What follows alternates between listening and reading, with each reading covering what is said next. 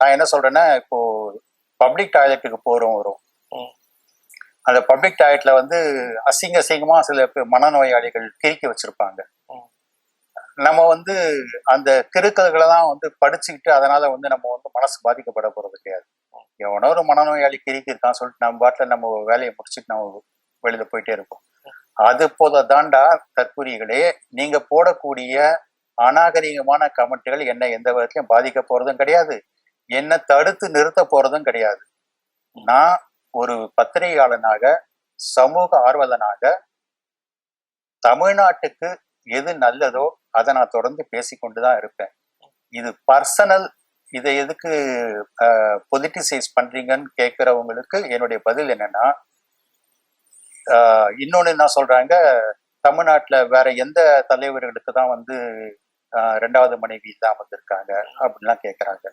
நான் என்ன சொல்றேன்னா, இப்போ எம்ஜிஆர் மனைவி ஜானகி அம்மாள் ஆகட்டும், கலைஞர் கருணாநிதியின் மனைவி தயாளு அம்மாள் ஆகட்டும், இவங்க யாராவது பொது தளத்துக்கோ அல்லது கோர்ட்டுக்கோ வந்து என் கணவருக்கு இன்னொரு பெண்ணுடன் தகாத தொடர்பு இருக்கிறது அப்படின்னு புகார் சொன்னாங்களா?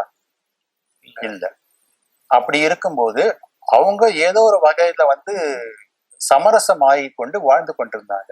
ஆனா என் கணவருக்கு இன்னொரு நடிகையுடன் தகாத உறவு இருக்கிறது, இது எனக்கு, நான் எத்தனை முறை திருத்த முயன்றாலும் அவர் திருந்தவில்லை, இது எனக்கு மிகுந்த மன உளைச்சலை தருகிறது. அந்த நடிகை அவ்வப்போது என் கணவருடன் சேர்ந்து எடுத்துக்கொண்ட போட்டோக்களை வந்து அவங்களுடைய சோசியல் மீடியால போட்டுக்கிட்டே வராங்க, இது எனக்கும் என் குழந்தைகளுக்கும் மிகுந்த மன உளைச்சலை தருகிறது.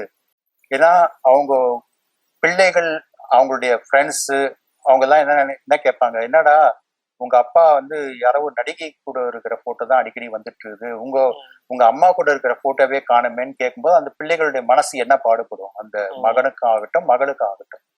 ஸோ இப்படிப்பட்ட ஒரு மன உளைச்சலை அந்த குடும்பத்துக்கு விஜய் கொடுத்து கொண்டிருக்கிறார்.